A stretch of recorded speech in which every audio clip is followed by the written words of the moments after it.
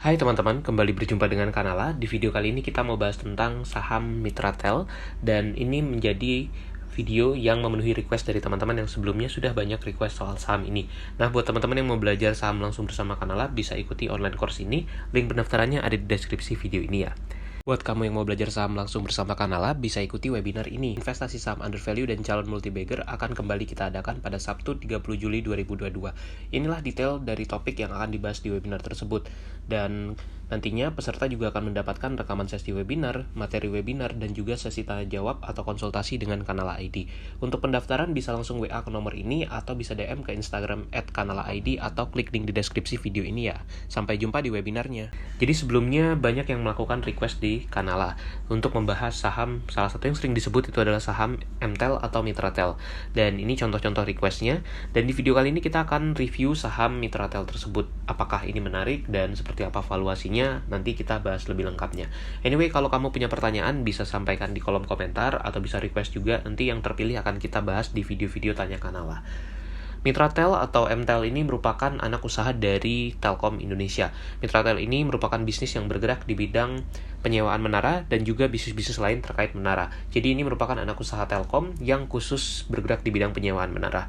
Ini beberapa contoh bisnis mereka yang lain tapi masih terkait dengan menara seperti project solution, managed service, dan sebagainya. Nah, bagaimana fundamental dari Mitratel ini? Mereka ini merupakan emiten yang masih relatif baru di bursa karena baru beberapa tahun terakhir, bahkan belum terlalu lama dia di bursa. Pada 2021 mereka membukukan net income sampai dengan 1,38 triliun. Ini naik signifikan dibandingkan tahun-tahun sebelumnya.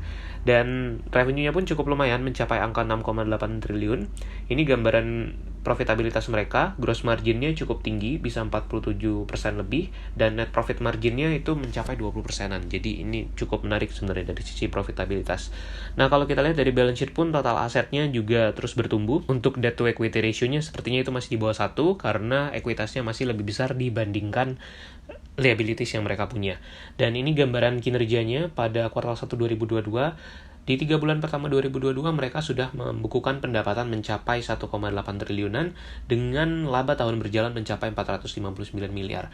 Naik signifikan juga dibandingkan kuartal 1 2021 lalu. Jadi secara kinerja kita lihat MTEL ini tergolong baik dan oke sebenarnya. Ini adalah gambaran dari sumber pendapatannya atau pihak-pihak yang menghasilkan pendapatan bagi MTEL. Pelanggannya khususnya itu ada Telkomsel, kemudian juga beberapa operator telekomunikasi lain. Jadi itu sumber pendapatannya mereka. Nah, sekarang kita bicara soal valuasi nih. Bagaimana valuasinya? Dengan market cap yang mencapai 59 triliunan, dengan PE ratio sekitar 39, menurut kita valuasi MTEL ini cukup mahal ya, karena begitu tinggi price earning ratio-nya. Dan dividend yield-nya pun sekitar 1,62%. Secara PE ratio tergolong tinggi, tapi kalau kita lihat dari sisi price book value itu cukup menarik di angka 1,7 kali. Dan mungkin kalau Kanala pribadi, kalau memang tertarik dengan saham ini, masih cenderung akan wait and see dulu. Nah, dibandingkan dengan MTEL, kalau menurut kita sih sebenarnya justru lebih menarik untuk Telkom Indonesia. Karena induk dari MTEL ini justru dihargai dengan valuasi yang jauh lebih murah. Dan Telkom Indonesia juga labanya cukup besar, bahkan mencapai lebih dari 20 triliun. Jadi menurut kita kalau di-compare antara dua ini jelas lebih menarik untuk Telkom Indonesia.